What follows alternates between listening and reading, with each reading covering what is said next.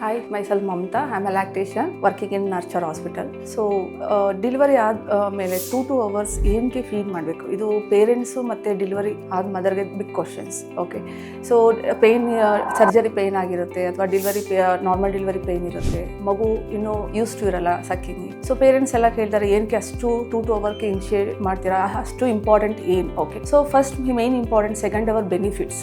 So first benefits ಅಂತ ಅಂದರೆ ಮಗುಗೆ ಲೈಕ್ ಟ್ರೈನ್ ಅಪ್ ಆಗ್ತಾರೆ, ಅಂದರೆ ಹೇಗೆ ಹೋಲ್ಡ್ ಮಾಡಬೇಕು, ಲ್ಯಾಚಿಂಗ್ ಇದೆಲ್ಲ ಲರ್ನ್ ಮಾಡ್ತಾರೆ. ಓಕೆ, ಸೆಕೆಂಡ್ ಅವರ್ಲಿ ಬೆನಿಫಿಟ್ ಏನಂತ ಅಂದರೆ ಮಗುಗೆ ಕಂಪ್ಲೀಟಾಗಿ ನ್ಯೂಟ್ರಿಷನ್, ಕೊಲೆಸ್ಟ್ರಾಲ್ ನ್ಯೂಟ್ರಿಷನ್ ರಿಸೀವ್ ಮಾಡ್ತಾರೆ ಒಂದು. ಸೊ ಸೆಕೆಂಡ್ ಒನ್, ಮಗು ಏನಂದರೆ ಟ್ರೈನ್ ಅಪ್ ಆಗಿರಲ್ಲ, ಲ್ಯಾಚ್ ಮಾಡೋದು ಹೇಗೆ, ಹೋಲ್ಡ್ ಮಾಡೋದು ಹೇಗೆ, ಅದೆಲ್ಲ ಮಗು ಏನಂದರೆ ಲರ್ನ್ ಮಾಡ್ತಾರೆ. ಮತ್ತು ಈಕ್ವಲ್ ಆಗಿ ಮದರ್ ಫೀಡ್ ಹೇಗೆ ಕೊಡಬೇಕು, ಪೊಸಿಷನ್ ಆಗಲಿ, ಫೀಡಿಂಗ್, ಲ್ಯಾಚಿಂಗ್ ಯಾವ ಥರ ಗುಡ್ ಲ್ಯಾಚ್ ಮಾಡಬೇಕು ಅದನ್ನ ಲರ್ನ್ ಮಾಡ್ತಾರೆ ಸೆಕೆಂಡ್ ಅವರ್ ಬೆನಿಫಿಟಲ್ಲಿ. ಸೊ ಈಕ್ವಲ್ ಆಗಿ ಏನಂದರೆ ಮಗು ಸೈಡ್ ಏನು ಬೆನಿಫಿಟ್ಸ್ ಬರುತ್ತೆ ಅಂದರೆ ಶುಗರ್ ಮೇಂಟೈನ್ ಆಗುತ್ತೆ ಒಂದು. ಸೊ ನೆಕ್ಸ್ಟ್ ಏನಂದರೆ ಮೆಕೋನಿಮ್ ಏನಿದೆ, ಫಸ್ಟ್ ಮೆಕೋನಿಮ್ ಚೆನ್ನಾಗಿ ಯಾವಾಗ ಫೀಡ್ ಮಾಡ್ತಾ ಇದ್ದಾಗ ಕಂಪ್ಲೀಟಾಗಿ ಲೈಕ್ ಮೆಕೋನಿಮ್ ಆಗಲಿ ಜಾಂಡೀಸ್ ಆಗಲಿ ಕಂಪ್ಲೀಟಾಗಿ ಕ್ಲಿಯರ್ ಆಗುತ್ತೆ. Okay, so next motion clear ಇದಾದ ಪಾರ್ಟ್ ಅಂದರೆ ಯೂರಿನ್ ಔಟ್ಪುಟ್ ಆದರೂ ಚೆನ್ನಾಗಿ ಆಗುತ್ತೆ. ಸೊ ನೆಕ್ಸ್ಟ್ ವೆಯ್ಟ್ ಲಾಸ್ ಆಗಲ್ಲ. So initially natural weight loss ಅಂತ ಹೇಳ್ತೀವಿ. ಸೊ ಅದನ್ನು ಮೋರ್ ದೆನ್ ವೆಯ್ಟ್ ಲಾಸ್ ಅಂತ ಹೇಳ್ತೀವಿ, ಡೇಂಜರಸ್. ಅದು ಯಾವಾಗ ನೀಟಾಗಿ 2 hours ಫೀಡ್ ಮಾಡಿಲ್ಲ ಅಂತ ಹೇಳಿದಾಗ ಸೊ ಮಗುಗೆ ವೆಯ್ಟ್ ಲಾಸ್ ಆಗೋ ಚಾನ್ಸಸ್ ಇರುತ್ತೆ. ಸೊ ಅದರಿಂದ ಏನಾಗುತ್ತೆ, ಸೊ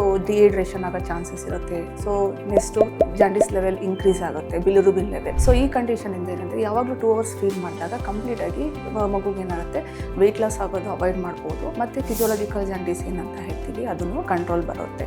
ಸೊ ಇದು second hourly benefits breast feed ಮಾಡೋದ್ರಿಂದ.